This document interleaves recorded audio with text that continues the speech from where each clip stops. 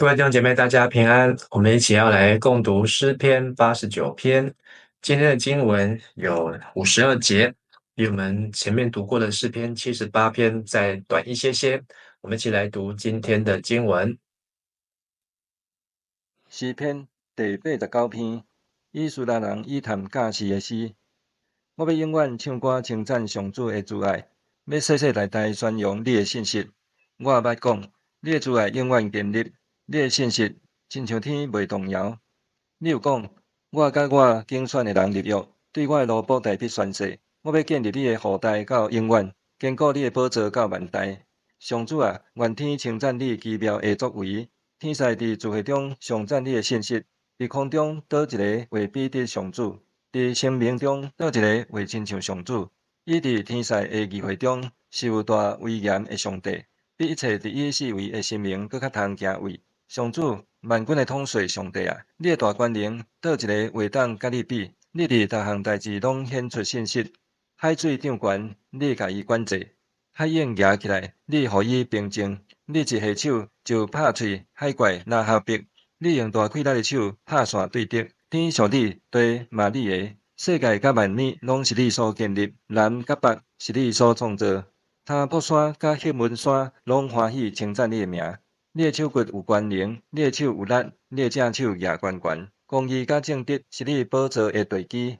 主爱甲信息行伫你的面前。为晓对你欢呼的人真有福气。上主啊，因要缀你的面发出的光来行，因规日因为你的名欢喜，因为你的公义快乐，因为你是因奇妙的气力，因为你的恩典，阮会得到胜利。上主是阮的保护者，以色列的圣者是阮的君王。你早捌伫异象中对你忠实的百姓讲，我用花冠戴伫勇士的头壳，我对百姓中竞选伊，高升伊。我找着我的奴仆大笔，用绳油抹伊。我的手要支持伊，我的手骨要使伊溃烂，对你无法度用计治赢过伊，凶恶的人无法度困逼伊。我要伫伊面前拍碎伊的对敌，拍败遐个怨恨伊的人。毋过我的信息甲我的慈爱要甲伊同在，因为我的名伊会得到胜利。我要互伊的手伸到大海，正手伸到大河。伊要对我讲：你是我的爸，我的上帝，是拯救我的石盘。我要设立伊做大囝。做世上上大的君王，我要对伊持守慈爱到永远。我甲伊所立的约一定袂改变。我要保守伊的后代到永远，互伊的宝座亲像天遐尼久长。伊的子孙若弃杀我的律法，无遵守我的法度，违背我的律例，无遵行我的诫命，我要用管仔刑罚因的过失，用鞭处罚因的罪恶。总是我一定袂对伊收回我隆重的慈爱，嘛袂违背我的信息。我一定袂违反我的约。嘛袂改变我讲的话，我记家己的性格坚决立誓，绝对袂对大笔讲白贼。伊的后代会传到永远，伊的宝座伫我的面前，亲像日头遐尼久长，亲像月永远稳固，伫天顶做确实的见证。总是你有对你抹油的发受气，甲伊拒绝弃杀。你废除甲你的奴仆所立的约，将伊的花冠等伫地面吞踏。你拆毁伊所有的城墙，互伊的堡垒变做趴荒的所在。过路人拢甲伊抢夺，隔壁国拢甲伊凌辱。你互对敌的正手举悬，互因拢欢喜。你互伊的刀剑钝器袂当用，互伊伫交战的时战败。你将伊官兵的管抢起来，将伊的宝座车倒伫地面。你减少伊少年的日子，互伊大大见效。上主啊，你要秘偌久？到永远是无？你亲像迄刀咧受气要偌久？求你记得我的性命遐尼短。你创造的世间人遐尼空虚，啥人为久长活地，无见着死，为救家己的性命脱离阴府的关系。主啊，你以前的慈爱伫倒位？你对大笔的信息伫倒位？主啊，求你记得你的奴仆所受的凌辱，记得我的心安怎承受列国的侮辱。上主啊，你的对敌安尼地侮辱你的奴仆，你抹油竞选的行到倒位，因拢短短甲伊凌辱。愿称赞归乎上主到永远。阿面，阿面。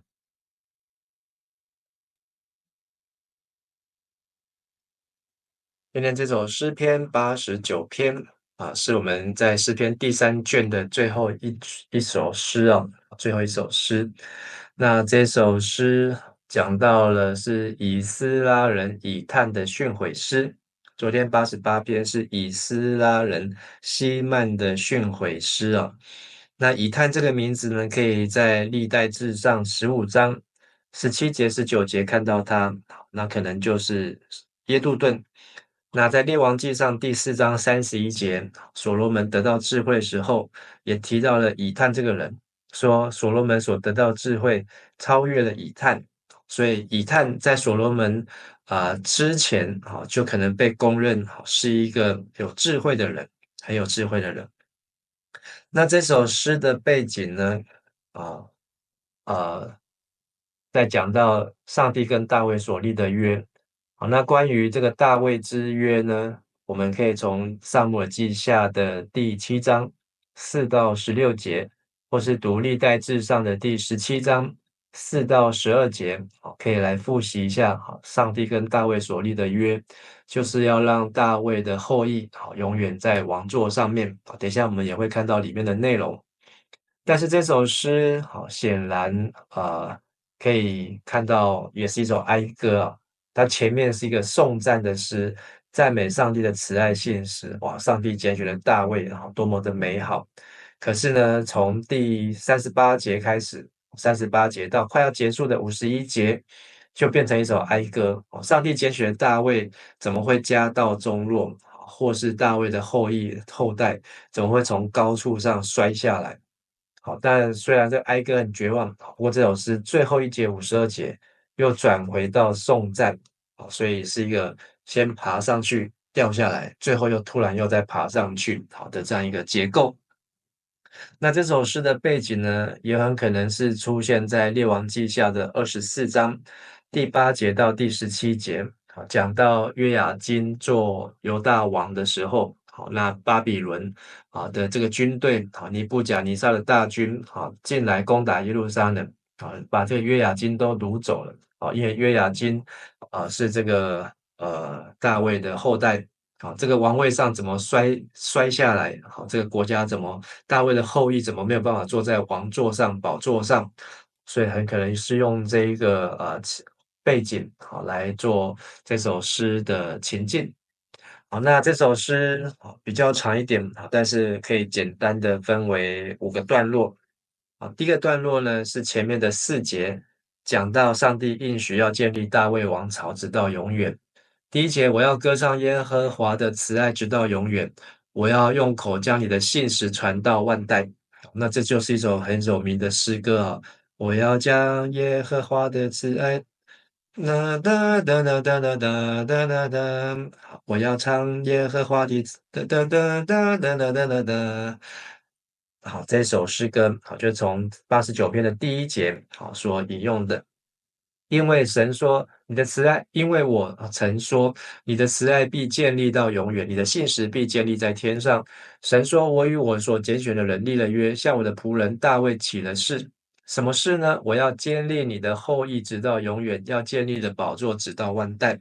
好，所以撒母耳记下的第7章，历代志上的17章，好，可以看到神的这样一个主题，好，就是大卫之约，好，大卫之约的主题。接下来从第5节一直到第18节，讲到上帝掌权，但是呢，以色列的王也是属于神，也在神的掌权当中。好，那这一大段呢，讲到神掌权。好，那我们先看5到8节，耶和华诸天要称谢你的奇事，在圣者的会中要称谢你的信实，因在天空谁能比耶和华呢？诸神之中，谁能像耶和华呢？在圣者的会中，他是大有威严的神，比在他四围所有的更可畏惧。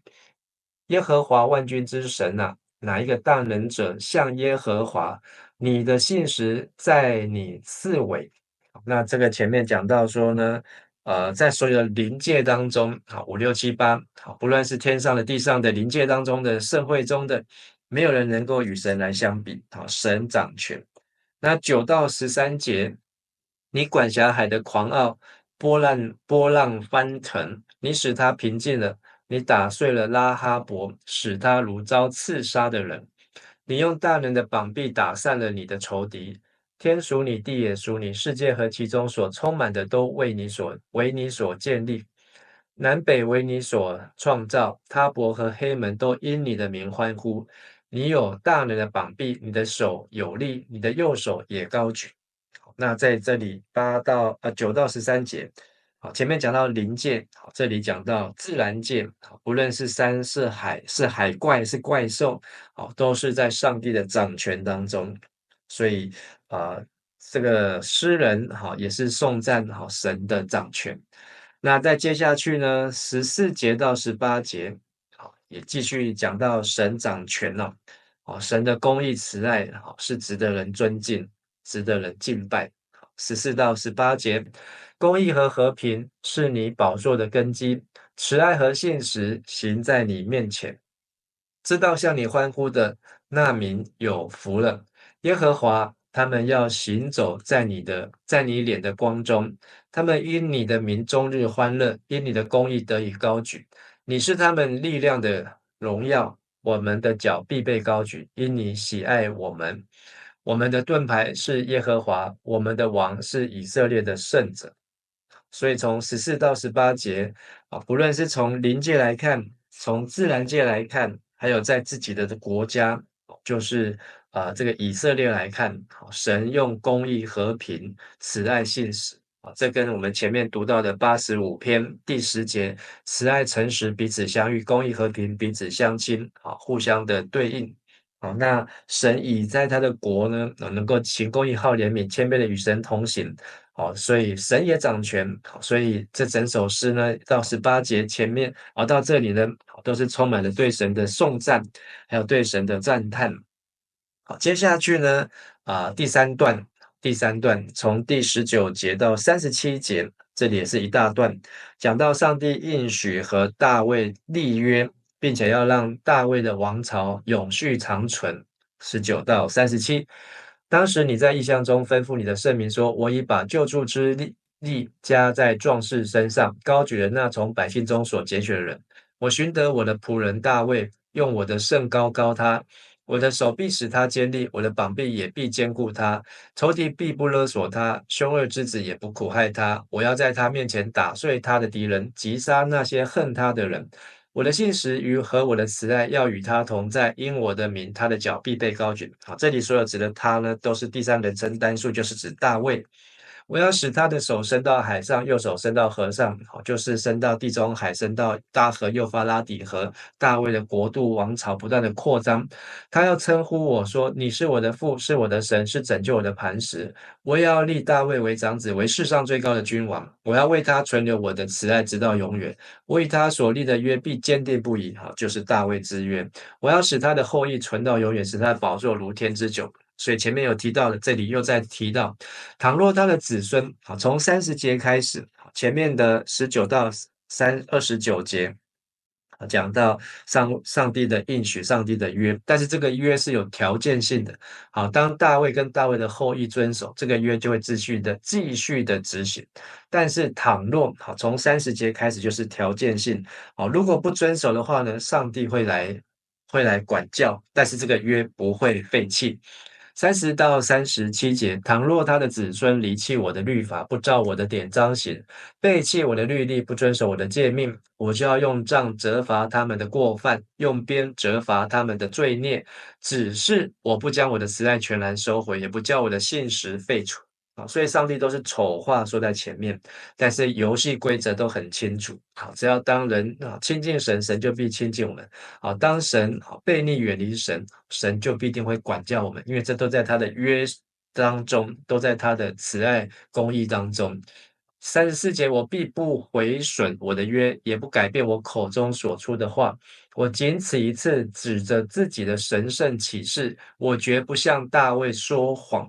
他的后裔要存到永远，他的宝座又在我面前如太阳，又如月亮永远坚立。天上的见证是确实的。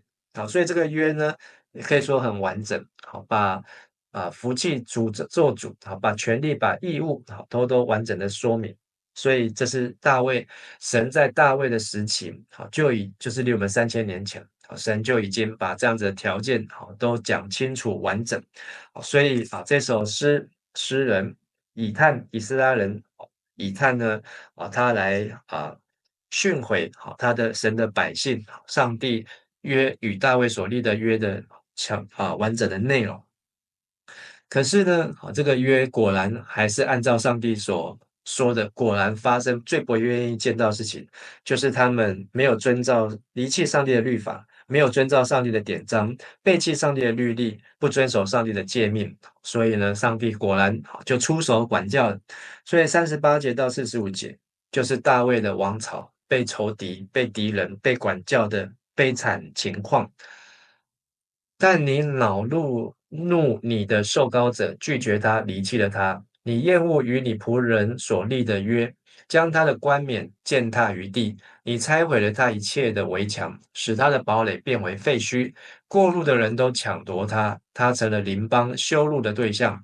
你高举了他敌人的右手，使他所有仇敌欢喜。你叫他的刀剑卷刃，使他在战争中站立不住。好，所以这里讲到大卫，好，他所的后裔，好，每战每败，好，就是百战百败。好，那就是特别是在这个犹大南国的时期，好，在最后的约西亚王的后面，好，4个王呢，好，真的是非常的惨哦。好，那一直不断被包围、被围困，好，连过路的邻国都来抢夺他，连他们的刀刃呢、刀剑呢都卷起来，就是武器失效。你使他的光辉止息，将他宝座推倒于地。你减少他年轻的日子，又使他蒙羞。就是提到大卫的后裔、王朝、国家，这个国运衰微啊，越来越弱。好，所以在这样子的一个情境当中，不断的被敌人打败，诗人呢转而求救祷告，甚至这个祷告跟我们昨天读的88篇对照。好，这个88篇是以斯拉人希曼的训诲诗，他也是在一个悲境当中、绝境当中，上帝，你的仆人若死了，还能够见证你的信实、慈爱、公义、神机奇事吗？那这里呢，诗人也是这样子说：耶和华，这要到几时呢？你要隐藏自己到永远吗？你的愤怒如火焚烧，要到几时呢？求你想念我的生命是何等短暂。你创造世人，要使他们归于何等的虚空呢？这里问神连续好几个问题，就是到底大卫的后裔到底要被凌辱、羞辱、抢夺到什么时候呢？这也很像我们在看国家的亡国史。看到这段历史虽然这个是已经成为历史但是在那个历史的情境当中这个心还是会有这样的悲痛的感觉。诗人就正处在那样的悲痛当中。48节，谁能长活不见死亡，救自己脱离阴间的掌控呢？所以这个诗人他好像在呼求，在呼救，呼叫神，到底要到什么时候？不过呢49节到51节，这个诗人呢，他49节也在问主啊，你从前凭你的信实向大卫起誓要施行的慈爱在哪里呢？好像约伯在痛苦当中一直问为什么，为什么，为什么？但是50节和51节。这个诗人转为一个肯定因为上帝没有给他答案，诗人自己找到答案。主啊，求你纪念仆人们所受的羞辱，纪念我怎样将万族所加的羞辱都放在我的胸怀。耶和华，这是你仇敌所加的羞辱，羞辱了你受膏者的脚中。好，所以这个诗人无语问苍天，然后问了好几次，神都没有给他答案，但是他告诉自己，绝对不能够忘记，这个时候所面临的痛苦，所以求你纪念，纪念，然后呢，这些羞辱、羞辱、羞辱，都藏在胸怀，就是一辈子不会忘记。而且这个羞辱呢，是在神的受膏者，这受膏者呢，除了指大卫，这个受膏者，就是弥赛亚。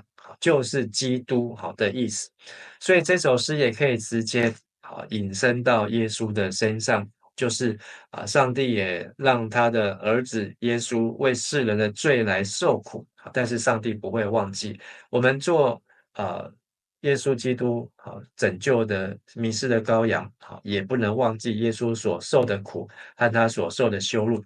所以这是诗人在这个国家看在这个大卫之约好像沉到海底要消失的时候，但是他所能做就是永远不要忘记。好，最后一节，耶和华是应当称颂的，直到永远。阿门，阿门。好，那虽然这个诗人好像从痛苦当中，本来看到大卫之约是一个充满美好的情境，但是没有遵守，受到管教，好，跌到谷底。现在呢，他找到力量，就是要记得，永远记得，放在胸怀当中。最后，他只能够用祷告交托，信心倚靠，神是应当称颂，直到永远。阿门，阿门。好，第三卷，好，诗篇的第三卷。就到这里来结束。好，诗篇的第三卷是从73篇，诗篇73篇来开始，总共有17篇。17篇里面呢，好，有12篇是亚萨的诗，好，那其他还有可拉的后裔，还有一首大卫的诗，还有其他以斯拉人后裔的诗。好，但是呢，我们可以发现，好，前三卷，第一卷、第二卷、第三卷的结束呢，都是用阿门、阿门，好来做结束。阿门的意思就是真的。所以就是真的真的。好，所以接下来第四卷就从90篇一直到106篇，那它是会用哈利路亚阿门做结束。好，然后第五卷150篇结束也是哈利路亚阿门做结束啊。好，那这首诗篇呢，让我们看到上帝的约是多么样子的神圣，而且呢永不改变。还有这首诗篇呢，也让我们看到，我们要歌唱神的慈爱、信实，直到永远传到万代。那这首诗篇也让我们看到14节，就是神他的公义和平，就是他坐在的宝座上面，神是坐在公义、和平、慈爱、信实。好，那这是神的国度，神掌权的原则。好，只要在大卫之约神的国度当中，我们能够行公义、好怜悯、存谦卑的心，与神同行，好，就会看见神的约，好，永远坚定与大卫的约。但是，好30节，倘若人背令不听，不遵照，背弃不遵行，那上帝也必定会管教。但是神再怎么样管教，再怎么样责罚，再怎么样鞭责，但是神也不会全然收回他的约啊。因为神是信实的神。好，那所以即便我们在痛苦当中、绝望当中、管教当中，我们要记住50节、51节，我们所受的管教，在痛苦的时候，我们千万不要因为苦尽甘来就忘了痛苦。当约伯从苦境转回苦尽甘来的时候，他也不会忘记他前面的10个孩子，他也不会忘记他所受到的这些身心灵的创痛，好，他也不会忘记这3个朋友，还有这个第4个以利户，所带给他们好的这样人生的体验，好，所以他才会说：“我过去风闻有你，如今我亲眼见你。”好，所以这个约伯才能够说神是应当称颂的。好，我知道我的救赎者活着，盼望我们从这诗篇这第89篇，好，我们能够学习到智慧，也能够从诗篇的第3卷，我们都能够得到更多的触动，得到更多的安慰，也能够得到更多的帮助。好，我们一起来祷告。慈爱现实的上帝，感谢你，让我们看见神，你是与人立约的神。你与大卫所立的约，至今已经3000年。而神你所立的受膏者，除了大卫，还有弥赛亚，还有耶稣基督。当我们来看见耶稣基督他身上所为我们背负的一切，我们知道这一切都是为了应验成就神你的话，你的旨意。求你帮助我们能够进入，先求你的国和你的义，这一切东西你都要加添给我们。也求主帮助我们，让我们不要忘记所得的恩。我们过去在罪中所受的这些责罚，耶稣为我们所受的一切的鞭伤，我们也都要永远的记在胸怀里面，让我们能够来胜过罪恶，能够来胜过黑暗阴间的权势，也能够来胜过死亡。我们向主献上我们的感谢，也献上我们的赞美，愿我们的一生一世都能够来颂赞你，来荣耀你。我们如此祷告祈求，奉靠耶稣基督的名求，阿门。谢谢大家，大家平安。